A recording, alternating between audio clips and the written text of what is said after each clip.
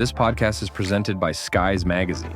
If you're interested in the Canadian aviation industry, Skies is your go-to multimedia resource for the latest news, in-depth features, stunning photography, and insightful video coverage. Whether you're an aviation professional or enthusiast, Skies is dedicated to keeping you informed and bringing your passion for aviation to life. Visit skiesmag.com to learn more and subscribe to stay updated on all things Canadian aviation. Fuel and ignition switches on. RPM switches set. TD switches normal. Doors and hatches closed. Light out. Strobe light on. Restart check is complete. Clear left. Engineers, start number 2. Starting 2. Wind 310, Pilot Project Podcast. Clear takeoff. Runway 31 left.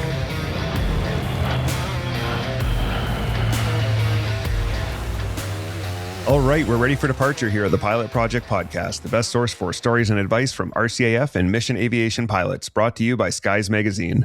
I'm your host, Brian Morrison, and with me today for our series on the MSC Baltic III rescue is special guest Major Pete Wright, former commanding officer of 103 SAR Squadron in Gander, Newfoundland, and Warrant Officer Greg Hudson, former SAR Tech lead of 103 SAR Squadron.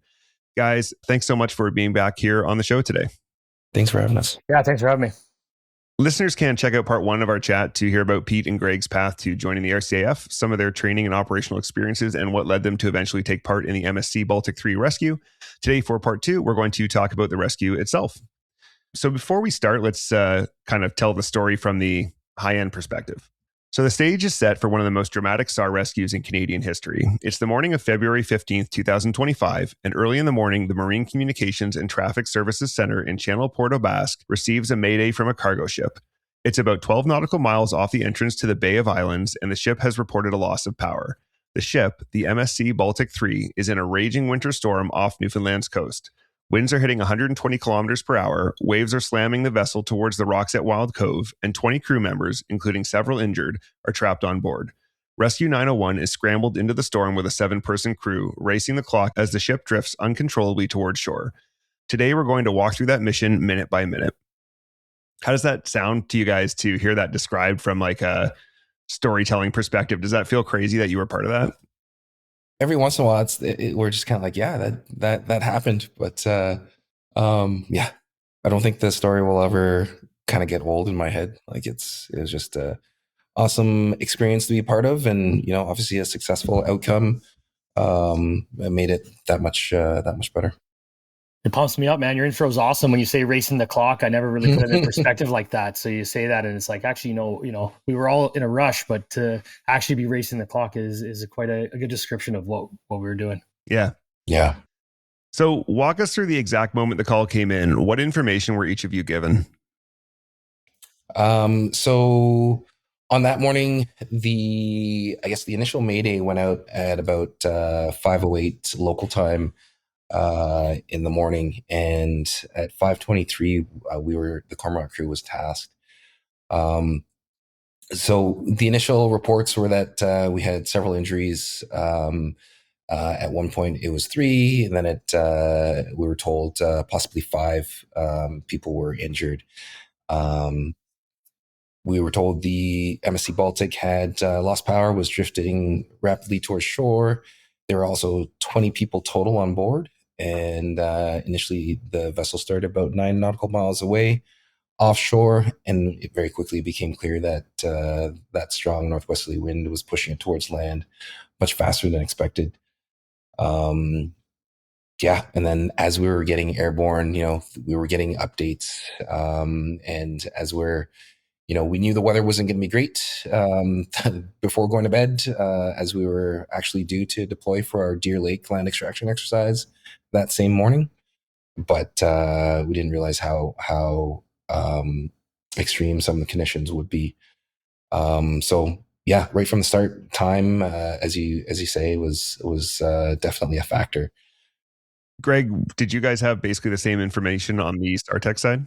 A little bit different. So I wasn't actually on the original crew. It was a different team leader, a different team member were on the crew. So they went in and got the information. They got the phone call. They got to work. They started loading the helicopter and got more information. And as they got more information, they realized they needed more SAR techs. And the 2 of them weren't gonna cut it. So we had a SAR tech from Comox that was out doing his OJTS, so his on-job training with us, because they had lots of people in Comox and we didn't have anyone to train at that moment. So they sent him out for 2 weeks with us.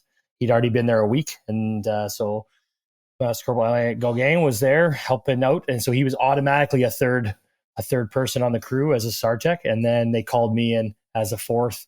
So I got the call around 6 a.m., which is perfect time to get a call. Grabbed my toothbrush, jumped in my truck, and headed into work with very little information. As soon as I showed up, kind of got the brief of what was going on. Same like Pete said, we didn't know, 3, 4, 5 injured, 20 on board, drifting to shore, lost power. At that point, we had not known that it had contacted the shore. It had not contacted the shoreline yet. And so we just started loading the helicopter up. I was still dressed in my civvies. I hadn't even put my uniform on yet. I was still trying to get everything scrambled and get all the bags and everything prepped. And then we were getting gas at the same time and starting to spark up the engines and get going. So, Greg, when you hear power loss, drifting, 20 crew, multiple injuries, what goes through your mind? Right away, I thought, went back to it's like a medical triage of what we're going to have to, how we're going to triage these people, how we're going to get them off the boat. Obviously, with a hoist requirement on the vessel, we're not going to be able to just land and load them on the helicopter like you could a plane crash or something that's on the land. So we knew that was going to be a factor. So we brought extra equipment for that right away. And then we started looking at our travel time, how much time we had to prep and what we needed to prep for en route. Deer Lake is a common airport that we train at Newfoundland. So our transit from Gander to Deer Lake is a pretty normal thing for us. We'll fly over to Deer Lake and then break out in the clouds there or find better weather and then go do some SAR training for the day, stop, get gas, get lunch, do training on the way home back to Gander. So it was a known location, a route that we had many times traveled. So we kind of thought we knew what to expect, and then the weather was telling us otherwise, that the travel would take much longer than anticipated. Yeah. So on the topic of the weather, Pete, what did you understand about the weather system moving through Newfoundland that morning? Yeah, we knew it was a strong winter system.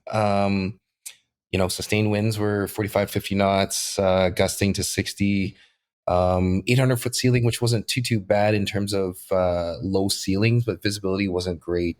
But there were there were warnings for significant turbulence or severe turbulence throughout the region, which was of concern. But the Cormorant is very, very capable, and it wasn't something that was going to prevent us from getting there, but just how long it would take to get there quickly became apparent. So just for context, a normal transit from Gander to Deer Lake would take anywhere from 45 minutes to an hour ish, depending on the winds. To get to where the MSC Baltic was, maybe an hour to an hour 15 ish. But that day it took us over 2 hours to get on scene, and that was pretty much flying as fast as we could. And for a lot of it, we had to disengage autopilots because they were just not quick enough to react to some of the gusts and some of the power changes required to kind of maintain as fast as transit as possible. So 2 hours of flying with the wind in your face manually in difficult conditions. That's basically what it boiled down to. We left at 6:35 in the morning. We did the quick calculation, knowing that it would take well over an hour. But as soon as we got airborne and started realizing that 25 knot headwind turned into 50 knot headwind, at that point we were trying to manage, our NEACing kit, whether we needed to have it on or if we could turn it off. We were playing with different altitudes to find the best overall ground speed. And at one point we essentially, for any transit, whether it's training or SAR, we worked very closely with Gander Center, and we had basically just requested a block of airspace from 3,000 to 10,000 so we could hunt for the lightest winds, which weren't too different regardless of altitude. But then, at one point, just being above the cloud layer helped us in terms of power available. We were able to turn off all of our engine intake anti-ice systems so we could, squeeze a couple extra knots out of our ground speed and get there as quick as we could. With this winter storm warning and the 120-kilometer-hour winds, which is, you mentioned, 50 knots, how does that shape the conditions you expect to encounter when you get there? Yeah, like the wind speed being one thing, but the biggest concern was how the wind would interact with either the structure of the vessel, if it came to a hoist out in open water, and how, whether the SAR tech would start swinging, and the associated challenges with dealing with, now you have a large vessel, but a vessel that's dead in the water in the heavy sea state, it can be a little unpredictable. By the time we got on scene and realizing that the vessel had just run aground, at that point, our concern shifted to a little less about how the vessel was moving, even though it was still moving quite a bit. And our big concern ended up being how the significant winds on our nose interacted with the cliff face behind us, and how it would affect the aircraft when it either hit us from underneath, or it seemed to occasionally cross from left to right behind us and hit our tail, translated to pretty much a feeling of flying through TL, translational lift, is kind of what it felt like, but it was just the more extreme version of that for pretty much the full 60-minute hoist evolution. The entire helicopter shook to the point where, if you're quickly trying to look at the dash or one of our nav displays, that it was shaking violently the entire time. So I remember being on scene within the first couple minutes. In order to adequately maneuver into position, we came to a high hover in front and to the left of our hoist position, and we essentially hover taxied back down and right into what ended up being the hoist position, which was captured on a couple videos from the ground there. But at that point, it was doing everything we can to make sure the crew felt, we were in a safe position. At one point, we did mention like the aircraft is shaking quite a bit. Is everything good? And it was like, yeah, everything looks like it's good to go. That's just from the turbulence and the winds that we were dealing with. Wow. So we quickly went through our checks and continued with the rest of the hoist sequences. It speaks a lot for the Cormorant and what a capable aircraft it is that you folks are able to take it out in these kind of like insane conditions, like that level of turbulence, that level of vibration, just the conditions of that day. Like, it's pretty impressive.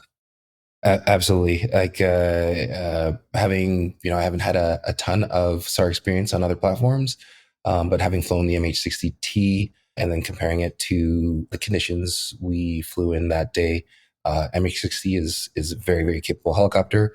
But I would have, if I had a choice, out of the barn, which one I wanted, I'd take on a SAR mission like that one, it would have been the Cormorant, hands down. Wow. Greg, we've gone through this a little bit, but can you explain the crew composition of that day? Yeah, so we got the aircraft commander, which was Captain Matt Cox, and then Major Pete Wright there was in the FO position. We had Todd Osman as the flight engineer, and then we had the 4 SAR techs. So we had Gary Normore, Sebastian Gadet, Alain Gauguin from 442, and then myself. Right. And as we said before, normally you would have 2, I believe, on a standard crew, but you guys had that 4 that day because you knew how many potential patients there were on the ship. Yeah, I normally fly team leader, team member, and then that day we flew 2 team leaders, a team member. So Gary Normore was a team member, and then Gauguin was the 3rd man. So he's a untrained team member. Okay. Working to become a team member. So what's happening for each of you mentally as you prepare for the flight? I know we've kind of talked our way a little bit into actually arriving, but as you're getting ready for the flight, like, what's going through your mind? Well, like I said, I jumped out of bed at 5 after 6. I think they called me and grabbed my toothbrush. I'm about 5-10 minutes to work. So by the time I got to work, it was like 6:15. We were wheels up by 6:35, I think Pete said. So wow. I didn't have a lot of time. Like I was still in. I threw all my gear on for the water, for the dry suit for the hoisting over the boat, and then I was still, like I said, I was still in my boots and my my pants that I had drove in with. So I changed. I didn't have my uniform even on. I would have had to go like normally load and then go back inside, change to my uniform, and then en route we can change into our water stuff because it's a bit of a transit. If we have over half an hour transit, we can change in the back of the helicopter. So normally we'll leave in dry clothes and then change into the wet clothes requirement as we go. So I didn't have time even to change into my uniform. I just went with my like rubber boots on and my sweatpants and my t-shirt and my hoodie and started to get moving. So there was, like you said, racing against the clock. There was no time to do much but throw our gear on, make sure we had the couple extra things that we thought we would need, and then get buttoned up so we can get moving. Did you end up getting dressed on the helicopter, or? Yeah, exactly. Yeah, we all the guys in the back usually get dressed en route. The pilots will change depending on what the training or what the mission is. The pilots can come back and change, but I think that day I'm going to assume Pete was already dressed up and he had no bandwidth to come back and change. Plus, in the back, that helicopter was so turbulent. It was difficult to get changed, so you wouldn't want to have to negotiate that cockpit exit maneuver that they do. Fair enough. Yeah. When I came in the morning, rather than changing into a flight suit and then doing another change, we knew what the environment was going to be like when we got on scene, and we knew we'd be over water, and the conditions were, I'd say, somewhat hostile. So it was a no-brainer, get to work. I will say, like, every SAR day pretty much starts kind of the same for everybody. You show up, you load your gear, you get changed, you brief, and then you go flying. For a SAR mission, it's not that much different. A little less time for chit chat, but you show up, you load the gear, you change if required, or depending on what you're doing, you brief and you go. And that's exactly what happened that morning. The only difference that morning, which would have delayed us a few minutes, would have been filling up to the maximum amount of fuel we could take on board. So just over 4,000 kilos. We took all the gas we could possibly take because we knew that with the headwinds going there, it would require a bit of fuel, and just to give us all of the options available to, IFR alternate if Deer Lake ended up not being a successful area for an approach. With the information that we got, and you can only go with make the best decision with the information you have at the time. Our initial plan was to remove up to 5 people that were injured, bring them to the hospital in Corner Brook via kind of like a low-level VFR route, and then come back and hoist the remaining people off the boat. And it's quite obvious that that plan evolved and turned into what happened. Yeah. So we've heard about the transit from Pete's point of view. We talked about that, kind of the challenge of flying by hand through some really difficult conditions in terms of headwinds and turbulence. Greg, what was the transit like for you guys in the back? Yeah, in the back, we just kind of tried to get all our equipment together to make sure we didn't leave anything behind, or that we knew how we were going to work the processes throughout. So we knew we'd have to hoist multiple people on different pieces of equipment. So we'd be using a Stokes stretcher. It's a stretcher you can lay in, and then that goes up and down on the cable. And that's how we bring patients that can't sit up or walk into the helicopter. And then the basket, something that we can use for equipment or for individuals that can walk and stand up. And then we have the horse collar, rescue collar that we use to double people up. So we had a couple extra pieces of gear. We grabbed some extra collars. We grabbed an extra, like a spine board, so we could lift people and move them in and out of the Stokes as required. So we kind of went on to private channel, so the SAR techs can just talk, so we're not disturbing the pilots as they're trying to fly and navigate the situation. So we just started talking in the back about plan A, B, C, who's going to do what role and when we get there, and how we're going to kind of attack this. And then we had Sebastian Gadet had the tracker up, the marine tracker, so pulls it up on his phone, and you can scroll back kind of like a weather app and see when the boat lost power. Well, what we assumed was when the boat lost power, it was in the water, and then you see it just drift freely towards the shore on the tracker. So we kind of had a pretty good estimate that it was going to be at the shoreline by the time we got there, and what cove it's most likely going to be in, as long as this tracker is accurate. So we talked about our triage and who's going to take what equipment down, and how we're going to operate and work the the space. And then we kind of talked to the front end again and see how they're doing and what's going on. Like I said, pretty violent in the back. The helicopter is shaking with turbulence more than any other flight I had been on. So we were just making sure that everything was good from their end. And I talked to Pete with being the CO and with my previous knowledge of Atlantic Destiny, knowing the complications they had. I talked to him about bringing a second crew in and getting a second crew at a Gander ready to go. And then he said, yeah, can you take care of that? I'm super busy up here flying this helicopter bouncing around the sky. So I downloaded that to me and I started texting with the other aircraft commander, which ended up being Matt Neary, which is the current CO, and then Johnny Wall, which is the current STL. So like they both kind of took mine and Pete jobs. So it was great for Pete and I to be on the same page on the helicopter and download that to those guys. And they got a second machine running and they were shortly behind us in case we needed their assistance. And they ended up meeting us in Deer Lake because they were very close by the time we finished all our sequences, and they brought 3 SAR-techs with them. So they opted for a third SAR-tech as well. So they run a crew 2 and grabbed an extra guy. Right on. So there's a lot happening as you transit, eh? Yeah, a few things.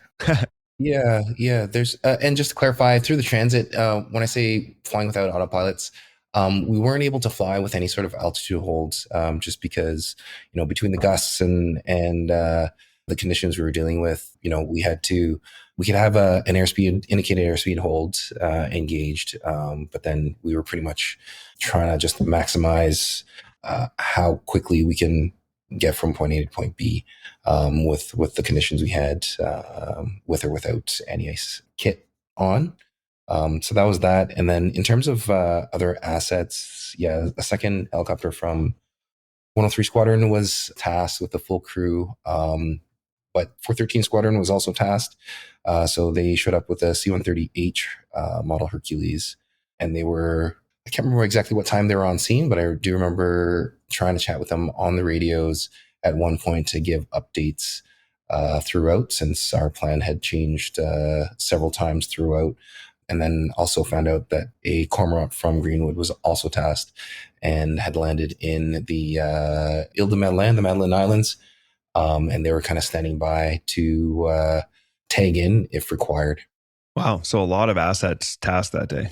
Definitely. And I will also mention I believe it was the Henry Larson Canadian Coast Guard vessel was offshore, and they were the first that we contacted as soon as we broke through the clouds at 800 feet. We saw them pretty much right below us after our instrument approach, our company approach down to the water level. And we had asked them if they had seen the MSC Baltic, and they said no. But you can clearly see they were just battling the waves, getting smashed with every wave they hit. So we quickly panned to the left. We had our DF needle up and pointing directly off over the shoreline. A DF needle is a direction finding needle, and it's basically an instrument that can home in on a radio frequency and point to it. The marine tracker that the gents had up in the back, and everything pointed towards the shore. Funny enough, for a 207 meter container ship, we didn't see it immediately because the shoreline was just all white, either covered with snow or the waves hitting the shoreline. And it was quite the initial snapshot of, okay, it's here. Haven't found it yet. And then a couple seconds later, it was like, oh yeah, we're starting to pick out the reddish colors on the cranes that were on the vessel there, and very quickly kind of gave you that mental image, like, wow, like for us to not be able to immediately spot a 207 meter long ship against a shoreline, just based purely on the conditions of the day. For all of us, it was like, okay, this is a little more aggressive than what we imagined, but time to get to work. Yeah.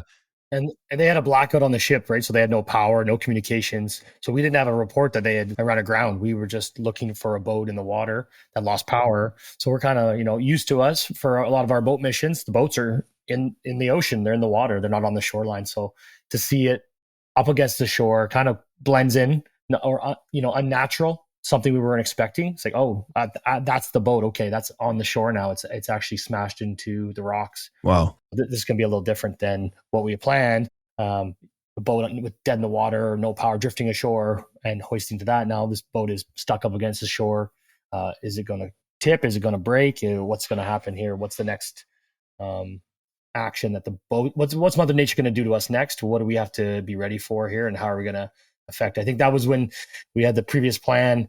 Before we got on scene, we had talked about our plan A, B, and C, and to take just the injured people off, right? To get the 4 guys off that are injured, depending how badly they're injured, get them to the hospital, get them to definitive care, to better treatment, and we can come back, gas up, come back. We got other helicopters in the area that are willing to support. So that was the initial plan. And then when we saw it against the shore, I think everyone realized really quickly, if we've got the capability, the gas, and the ability to get all these crew members off, we need to make that happen, because the boat's so unpredictable. We can't leave anyone behind. And I'm glad that happened, because I feel like if the helicopter would have had to depart to the hospital, I would have been staying on the boat with the casualties until the next helicopter showed up. So maybe not such a fun experience, but No kidding.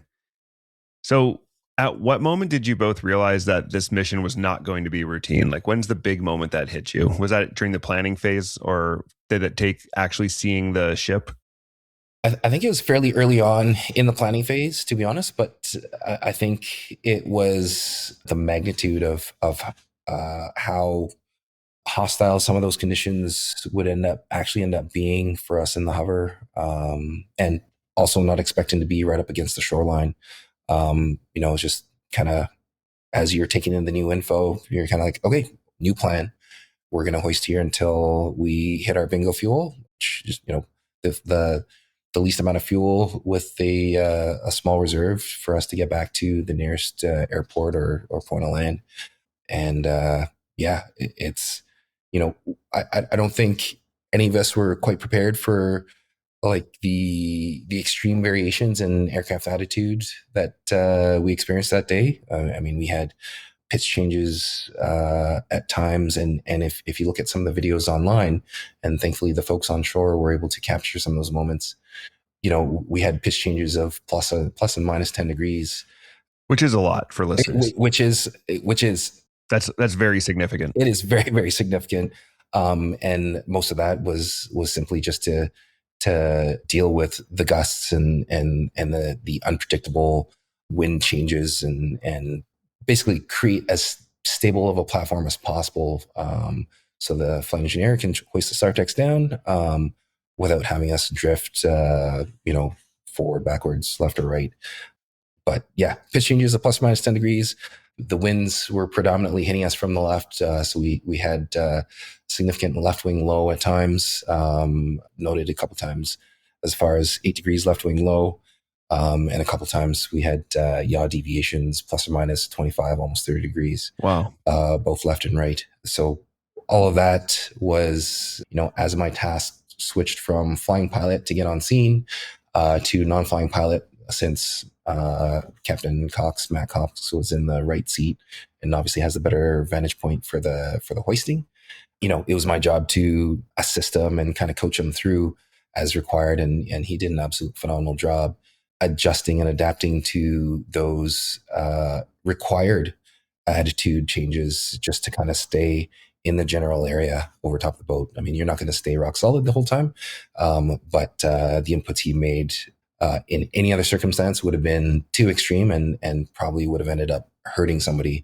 And on that day, it was absolutely what was necessary to keep us over top. Wow. Yeah, for me, it's a couple gates, right? Like 20 people right away. Boom. Okay, that's abnormal, right? We go out to the ocean and grab 1 or 2 people off a boat. A fishing vessel, 1 guy gets hurt. It's rare for 6 or 7 people on the fishing crew to be hurt. We've had it in the past. Boats sink and everyone ends up in a life raft, stuff like that. But yeah, for us, common a mission or training. Even when we train, we don't train to hoist 20 people off the ground or off the boat. It's rare that we have 6, 7 people on the ground in a training event, and then in a mission, it's usually 1 or 2 people injured, and there's lots of moving parts still, and you're doing multiple hoists. And in a day we can do, 6, 7, 8 hoists for training. But knowing we'd be doing 27 hoists, 28 hoists that day, Yeah, that's right away. 20. Okay. And then we get in the helicopters bouncing all over the place. We got to try to get out of the icing, get above the clouds. Okay. Another bench. Like, that's abnormal. That we don't normally, like, sure, we fly in bad conditions, but this was above and beyond for the conditions. It was shaking more than ever before, more violent than before. And then get to the boat and see it against the shoreline. Okay. That's another thing that's abnormal. Like, normally we hoist to land for a land mission or to the water for a water mission, to a boat or to a person in the water, a PIW. So to a boat that's hitting the shore, being struck by waves and smashing on the rocks, that's kind of those benchmarks I found was, okay, that's a little bit different. That's a little bit different. That's a little bit different. But at the end of the day, I mean, the helicopter's flying, hovering over the deck and the position that we've recce picked and talked about, and we're hoisting the cable up and down as many times as we need to until everyone and everything is off the ground or off the boat that we need. We do that on a regular basis. So that was the normal part, and that's where our training come in. We had all the briefs done before we got there. Everyone knew their roles and responsibilities, and then all we had to do is to adapt to those small conditions as they changed. Okay. For each of you, when you first broke through the clouds and finally found and saw the grounded vessel, like, what's your reaction when you see this big ship on the rocks? I think the initial reaction was, "Holy cow!" Like, that's it's already on the rocks, and for such a big vessel, it still took us a couple seconds to like visually locate. Yeah, it was just kind of like, all right, here we go. Let's get her done. There wasn't much hesitation or kind of like, don't know what to do here. It was just, okay, wow, that's that's aggressive. Let's find the safest way in there and make this happen. Like Pete said, the initial plan was to take the injured people off. And when we saw the boat had run aground, I pulled my ear cuff off and looked at the team member and said, "We're taking everybody off. We're not leaving anyone on that boat." And we all shook our heads, and we knew in the back, as long as we had the gas to do it, we're going to get everyone off. That's seemed to be the most important thing right now, is to make sure that nobody ends up in the ocean, because that's going to be a death sentence, because the cold, the waves, the rocks was deadly at that point, and leaving them on the boat with the unpredictability of how stable the boat would be, not knowing now that it's been stable for, it'll be almost a year coming up here soon, that it's still sitting where it's sitting. So, but yeah, we wanted to get everyone off. We said, no, let's not leave anyone behind if we can avoid it. So I think that was where we said, okay, it's time to get to work. Yeah. This is what we signed up for. Let's go. And I think Greg can better describe like the conditions actually on the vessel. But the other thought that went through our heads up front, at least, was that, we made our approach in, we, assessed where we're going to hoist to. We've been in the area. By the time we did, we got the fourth injured person off the vessel. We had kind of worked out our kinks. The flying pilot had acquired, solid references and had gotten to the point where he was starting to feel a little more comfortable with managing, the vibrations, the extreme attitude changes, and making those hoists as quick and efficient as possible.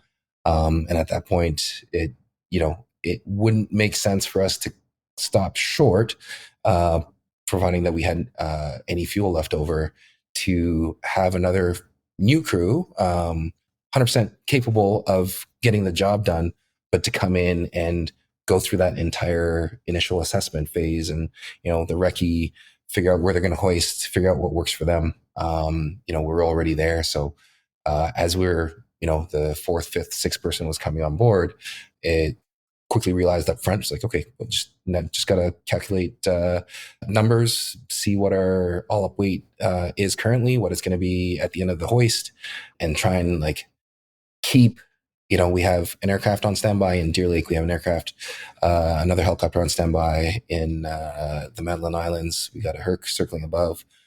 We have RCC Halifax on the sat phone. RCC Halifax is Rescue Coordination Center Halifax. That we're checking in and giving updates, and we're kind of like, okay, change of plans. We're not going to the hospital in Corner Brook. We're going to go to Deer Lake. The weather in Corner Brook is an eighth of a mile in heavy snow, and it doesn't make sense for us to leave now and leave people on board, and it doesn't make sense for us to get to Corner Brook in the next little bit. So we're going to keep hoisting until we hit bingo fuel and have to depart. And if anybody's left over at that point, then obviously it'll have to be another aircraft. So we had to coordinate very, very closely to ensure that, the least amount of time was lost in, if we had to depart, and there were still additional people left on that vessel. But as we had it that day, based on the conditions, the winds, the temperatures, we're taking on the sailors, so the weight of the people at the same rate we were burning fuel that day, and never exceeded our all up weight, and we had a power margin that worked for the conditions that day. If it was in the middle of summer, 30 degrees out with less wind, that would have been a very different mission. And I talked with the other SAR techs as well, and we, stick by. We don't believe that having the 4 SAR techs was a huge factor in that. If we would have just gone with 3, 2 for sure would have been a massive change, but just 3 SAR techs alone, I don't think we would have ran as smoothly, and it wouldn't have been as easy to coordinate the extraction, which would have delayed and maybe not been able to take everyone due to that time constraints. By having 3 of us on the deck of the boat and 1 up top in the helicopter with the flight engineer, we were able to kind of get an assembly line going and get we needed those people on the deck to get the passengers that were injured packaged up properly and move them to the extraction spot on the deck. We needed the other SAR tech to hold the line, like the guideline that we used to bring the hook back to us and control the spin of the equipment going back to the helicopter. So all those factors, and the SAR tech up top with the flight engineer. If flight engineer was up by himself trying to manage this, move this around, it would just delayed everything, and that probably would have got to our fuel in a critical state where we wouldn't have been able to take everyone. So although the factor to bring the extra SAR techs was a huge advantage to make our time, the race against the clock. We had 4 people racing, not just 2. Yeah. Let's wind the tape back a little bit and talk about your arrival. You, Pete, did what you call a company letdown from 6,000 feet to 150 feet above the water level. Can you kind of explain what that is and what made this so challenging? Yeah, so at that location, we're in uncontrolled airspace. So I've heard on one of your other podcasts, Due Regard. So very similar kind of thing. We are going to assume our own risk for terrain clearance. We're using our radar. We're not starting our approach. We're not descending out of 6,000 feet until we are clear of the terrain. And once out over the water, since we had such a stiff headwind, that descent was pretty much as vertical as you can get safely. And using our radar to hopefully paint the vessel, which we were picking up the Henry Larson on the radar, but no other obstacles in front of us. And essentially continued that approach until we broke out at 800 feet. It's something that we practice routinely in a lot of different conditions, and quite often, if you've watched some of Matt Neary's other videos, approaches will be conducted to some pretty low visibility, offshore over the water. So it's something we practice routinely, and it was the only tool that would have gotten us from 6,000 feet down to the water level. Okay. So once you arrive on scene and break through the clouds, what happens next? It was a quick race to figure out where the vessel was. So we, as I said, we had the Henry Larson painted on the radar. We had them up on Channel 16 as well. So we reached out to them. They weren't aware of the location, and they hadn't talked to the MSC Baltic at all over the radio, obviously since the Baltic was without power. So, our secondary from there was the last known position was given to us prior to departure from Gander, which was approximately 4 to 5 miles offshore at that point. So we knew that any possibility to find the vessel would be inside of that, up to the shoreline. And then, combine that with our DF needle and the marine tracker, we were quickly able to basically use all the tools to say, I am 100% sure the boat is in this direction. And once all of our eyes were there, it just took us a couple minutes to figure out what we were looking at, and then kind of descend down to, I think we were down at around 400 feet over the water to transit towards the shoreline. And then with the winds at our tail, even at 60 knots, we were still moving, 120, 130 knots over the ground. Wow. So quickly had to make a first pass to take a quick look at the area. And then the second pass was to basically maneuver the helicopter forward and left of our ultimate hoisting position and kind of back the helicopter back and right into position, so we can start the hoist evolution at that point. Okay. We've talked about what made the hover so challenging that day. We've talked about some of the deviations they were working with. How busy was the non-flying pilot role that day? I can definitely say I don't think I've ever talked so much as a non-flying pilot, whether it was a training mission or a SAR mission. It was nonstop. From the minute we passed controls to Matt Cox, we isolated him from the radios so he didn't have to have, the chatter and the comms over the radios distract him from what he needs to focus on, because he had obviously a pretty busy job as well, trying to maintain a stable platform. And after the initial assessments were complete and the first SAR techs were down, it was nonstop communication between Greg Hudson and myself. Giving he would radio up and tell me what the next sequence either needed to be or what the next sequence was going to be, so I can coordinate with the flight engineer and give him a heads up. That way he was prepared for exactly what was going to happen.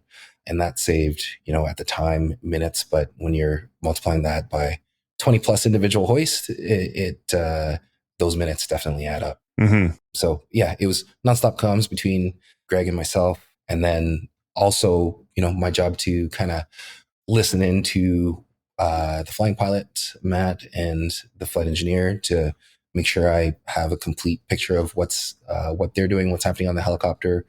I'm monitoring pressures and temperatures up front. I'm managing the fuel, which, for a 10, 15 minute hoist, not a big deal. But for an hour-long hoist, it can definitely make a difference. And then continuing all those calculations. So, as the flying pilot, he could just purely focus on flying, which was already a challenge, right? Mm-hmm. At that point, I was, and I think Matt Cox may have said it once himself, super happy that I had previous flying experience, and it wasn't a new first officer from the OTF out of Comox on standby that day. But as we all know, that's 100% possible anytime, right? Mm-hmm. You don't get to pick your SAR missions, and it just happened that day we were all fairly experienced, and we're able to use our experiences to optimize all the tools we had at our disposal that day. Greg, once you were in position, you decided the first to the ship would be Master Corporal Normore. What made you decide he would be the first person to go down to the ship? Yeah, we decided that Master Corporal Normore would take the guideline down, and then he'd establish the line and bring me down second, and I would have the medical equipment, and so he could stay on the guideline and keep bringing, because we knew we'd have to bring down the rest of the crew, right? Alain and Sebastian Gadet, and then some equipment as well. So that way Gary could stay on the guideline, and I could move into the ship and start triage, and then he could keep just bringing down the other SAR techs. And then when Alain got down, he switched off with Alain, gave Alain the guideline, and then Gary came in to join me inside as Alain brought down Sebastian Gadet. And then we were able to, by that time I had already done a triage of who was injured and what the injuries were. Started formulating a plan for what equipment we needed and what was going to get off. I had already briefed it prior to arrival, what we thought we wanted, and then we just confirmed, yeah, we're going to do this, and that exactly as we talked about, or switch it slightly. And that's when I kind of radioed up to the helicopter, and Pete was the main point of contact up there. He was the guy I was talking to, because obviously Matt was flying, and Todd Osmond was in the back managing the cable and conning the helicopter. So Pete and I were in comms throughout, and made a plan and started getting the injured guys packaged up and off the vessel. What's it like observing that hoist down in the first moments when Master Corporal Normore was on the deck? Like, what were you concerned about?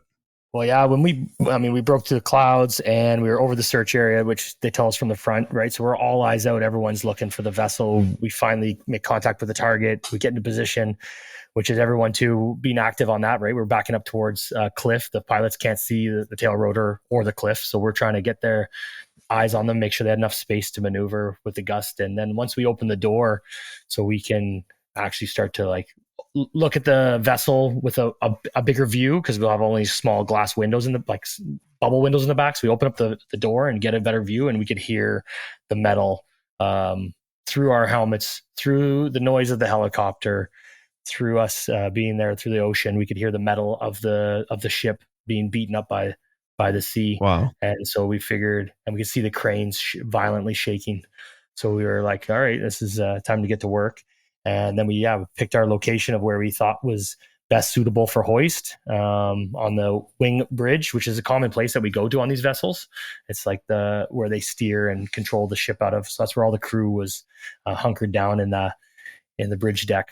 So we went down to there, and we started our plan and started getting people inside the vessel, the SAR techs inside, to start the medical assessment and start to bring everyone to the extraction site. What was the deck like under your hands and knees? I've heard you guys, I think I read in the report, were making your way around crawling basically. Like, what's that like? Yeah, it was covered in ice, so pretty slippery. And that's why it was a good decision for Mass Corporal Norrimore to go down with the line and not to try to switch over the line. Sometimes we'll send the team leader first with the line, and then the team member comes down and they kind of rotate, kind of more for training.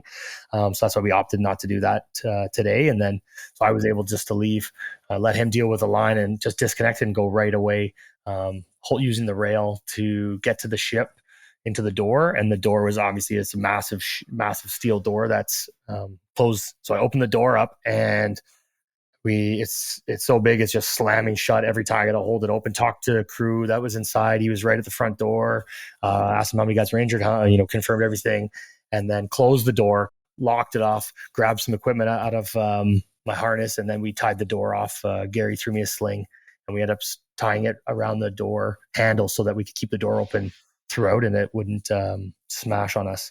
And then as soon as that happened, the equipment started, like, next thing I knew, equipment was on the deck, and because it was so icy, it was easy to move the equipment.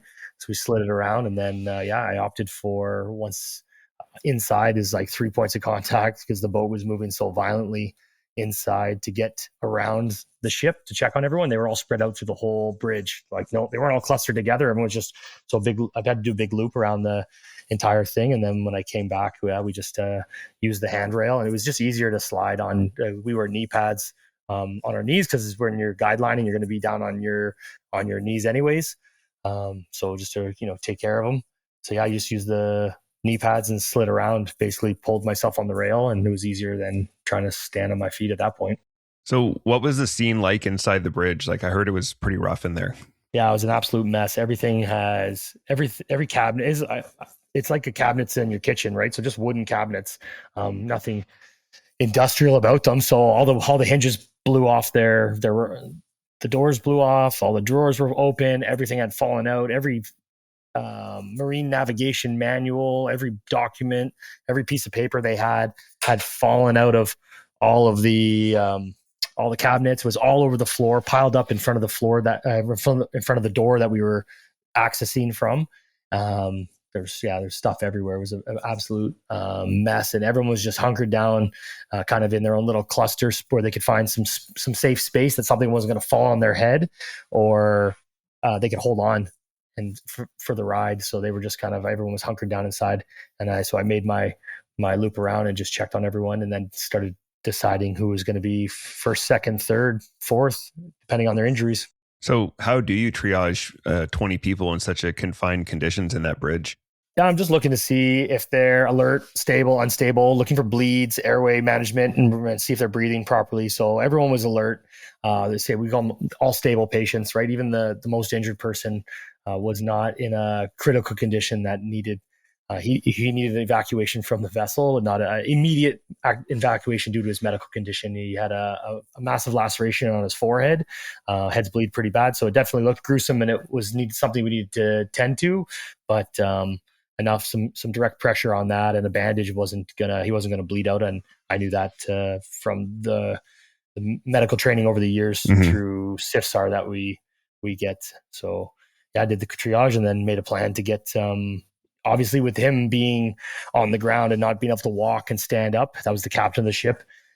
We needed some time to package him in the Stokes litter to send him up to the helicopter. So he was going to be the second one off the deck. And we were going to take one of the other injured crew members first in the basket because they were easier to move to the basket and get them in the basket. So as the basket is making its transition from the deck of the boat to into the helicopter, that gives us time on the ground to get the next casualty into the stokes, button that up, clean that up, get that in position. So when the cable comes back down, we can disconnect the basket and reconnect the stokes and send the stokes up immediately. And we're trying not to waste any time.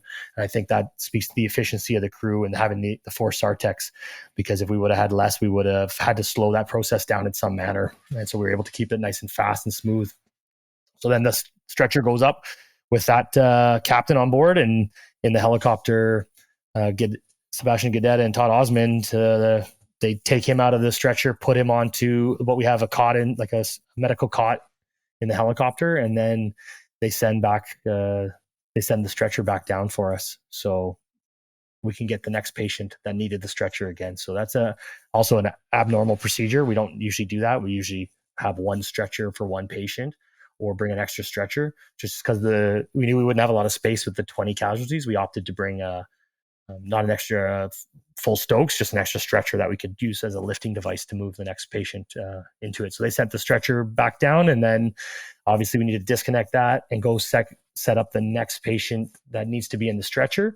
So in that time, great opportunity for the basket to go back up with another injured person. So we're kind of concurrently sending baskets as people are getting packaged into stretchers. And that's where I was communicating with Pete to say, okay, I need the stretcher back. Basket's coming up.